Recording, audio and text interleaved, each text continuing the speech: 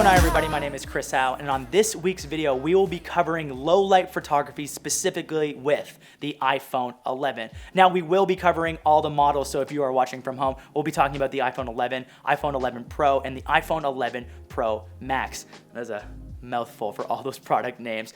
But in today's video, we'll be covering a few different topics, specifically the technology. Number 2, tips and tricks when using the camera, both for consumers and pro photographers, as well as our general opinion after using this camera for the last 2 weeks. Now, I do want to have somebody on the channel today who I follow on Twitter who is amazing. He is a smartphone genius, as well as just one of the best people to follow on Twitter. His name is Patrick Tommaso, also known as I am Patrick T on Twitter, and let's just see if he would be down for this video. Let's FaceTime him right now. Yo, dude. Hey, how's it going, man? Do you want to come into this week's video and talk about smartphones and the iPhone 11? Yeah, I hope so, because I'm in your kitchen. This is a cheesy segue. He's actually in our house right now. What's up, guys?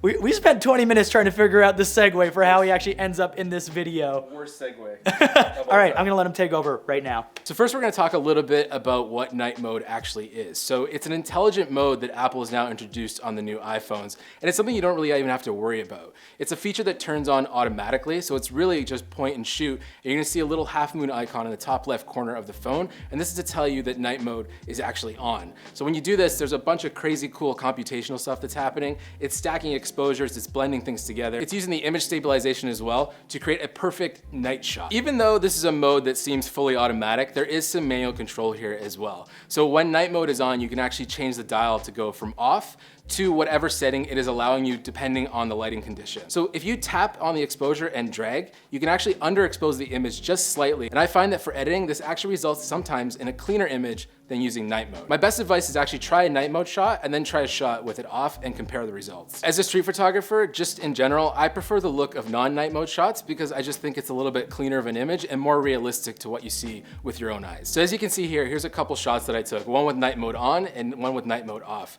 I'll let you be the judge, but me personally, I definitely prefer the shot with night mode off. So I think I would agree with Patrick after using the phone for the last 2 weeks. I do like the images with the night mode off more than I do like it with it on. Now I do want to show you an image with night mode on that was a 3-second exposure. Look at how sharp that image is. It's actually mind-blowing. If I shot that with a DSLR, there'd be so much movement in it, it wouldn't be sharp at all. The fact that I can hold the camera, like if I hold the camera here for 3 seconds, there's still a little bit of movement in there, which generally would mean you wouldn't get a sharp image. But with the magic technology that's in the iPhone 11, you can get a sharp shot that is a 3-second exposure because it is reading that there's low light, so you have to hold it longer to get that light in. And I'm still pretty happy with that image. It's not the best image in the world, but considering that's what the AI produced for a 3-second long exposure, handheld, that's a pretty great image. So most iPhones have gyroscopes built into it. One of the cool things specifically about the iPhone 11 when shooting in low light is that it knows if it's handheld or if it's on a tripod.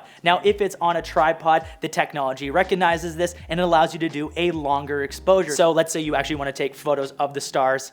You can use this camera to do that. Guys, 2019, 2020, what's happening? These things are amazing. So we talked very positively about the phone. Both Patrick and I have recognized one little quirk about it. I'm gonna get Pat to talk about this specifically. So as Chris said, something that's kind of interesting about the design of the new iPhone 11 and specifically the iPhone 11 Pro is that the lenses protrude quite a bit from the sensor. So what you'll notice while you're shooting outside, if there's street lights or cars, you're gonna see small ghosting artifacts, and if there's a light source close to the camera, you're gonna see a haloing flare. One way to avoid this, and maybe we need to 3D print something for this, but you can make a makeshift lens hood just by covering it right here. And this is gonna avoid some of those ghosting flares. My best advice though is to actually remove yourself from that light source and find a new place with composition. The thing to remember though is that this is a smartphone, and this lens system, although it's new to the phone, is something we've seen quite frequently on existing mirrorless cameras like the one that's shooting right now. Flares are often unavoidable, and so it's something that you can definitely work around without much issue. So with the iPhone 11 Pro, night mode is available on the main wide camera and the tele camera, but it's not on the ultra wide. So let's take a quick look at all 3 lenses side by side. You'll notice that the main camera is probably getting the most light. The tele does a pretty good job as well, but we're seeing a major drop off with the ultra wide, and that's simply because night mode is not available on the ultra wide.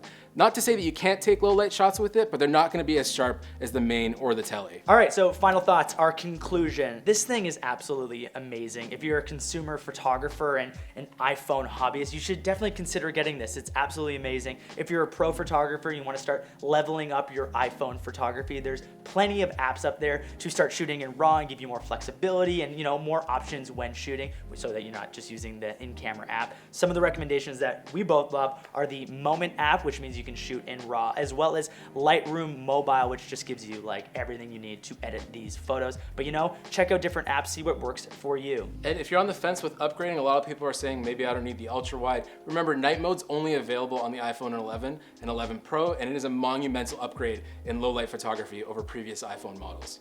This guy's vocab is just absolutely amazing. But you guys should go follow him on Twitter. He's absolutely amazing. If you guys learned something here today, please press like. It actually makes a difference. Subscribe and hit the bell to be notified for future. And please go check out Patrick. I am Patrick T. Links are below on Twitter. And thank you guys so much for watching this week's video.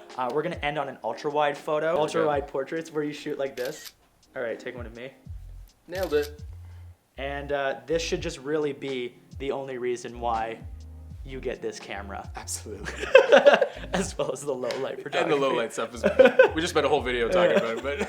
All right, tag us in your best ultra wide and low light photos below. Peace. I